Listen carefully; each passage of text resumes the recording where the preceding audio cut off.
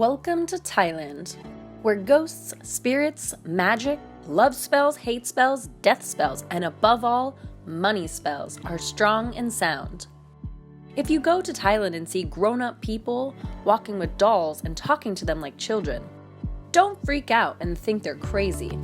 They're just raising a nice little spoiled baby ghost, because that baby ghost will make them rich, take care of their enemies, or give them the Lotto winning numbers. They call them Luktep dolls. To understand Luktep, we have to go back 600 years, during the Ayutthaya period in Thailand, and look at Kumanthong, the magic golden boy effigies. The effigies should be taken care of like one's own child, offered food and drinks on a regular daily basis, and toys. In return, Kumanthongs will bring good luck and fortune. But if you don't treat it well, welcome to the world of the most terrible curse of evil dolls. The authentic Kumanthong originated in a practice of necromancy. To make Kumanthong, one first had to surgically remove a stillborn fetus from its mother's womb. The witch doctors were said to have the power to invoke these stillborn babies, adopt them as their children, and use them to help them in their endeavors. The ritual had to be performed at night and completed before dawn. That body had to be roasted in a fire until all the fat and skin from it were burnt, leaving only a dry corpse, and a nam man fry, a kind of oil extracted by burning a candle close to the chin of a dead child. The maker of the effigy would then paint it with lacquer called yalak and cover it with a gold leaf. Thus, this effigy received the name of Kumanthong, meaning golden little boy.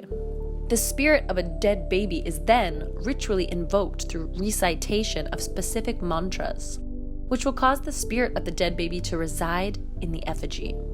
The Thai occult tradition of Kumanthong originated in the 19th century port San Thon Phu's novel Kun Feng in the story.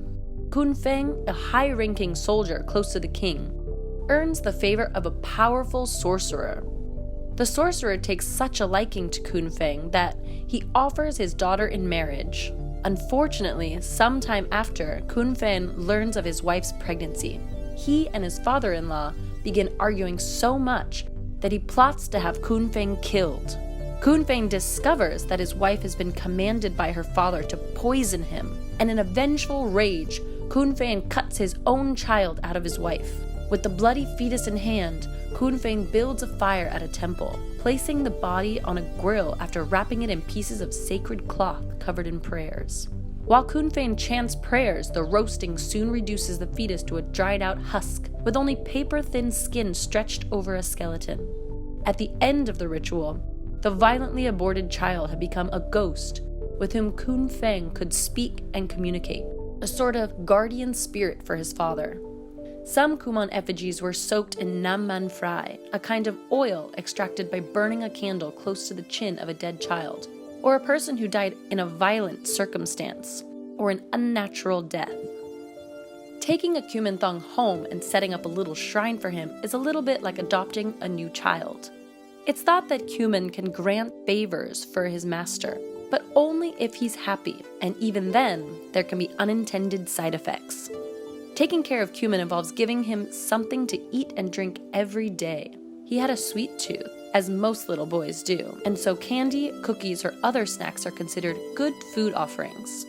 For drinks, he likes nam dang, meaning red water, a kind of sweetened beverage made with bright red artificial coloring and flavoring from the sala fruit. And it's also common for people to offer toys for him to play with. Just like a real child, Kuman needs attention, and his parents have to acknowledge his presence, talk to him, and hope that he'll be nice and help you out. Otherwise, he might play tricks on you. People who keep Kuman at home are often reported to have strange things happen, such as hearing phantom sounds of a child's laughter, or the sound of little footsteps running around, as if a child is playing. Other typical poltergeist activity can occur, like doors seemingly opening or closing on their own, and other objects moving around. You can't just simply get rid of Kumanthong once you've already had it. That would be asking for trouble. Instead, you're supposed to take an unwanted kuman to a temple, where some type of ritual can be done to release you from the burden of caring for the ghost. This is a much less common thing now, because this practice is now illegal if using fat from human babies for the consecrating oil. A real Kumanthong is not one of the smiling plastic statues that you see on so many shrines around Thailand. The original and true one is something entirely more sinister and taboo. The art of black magic at its darkest.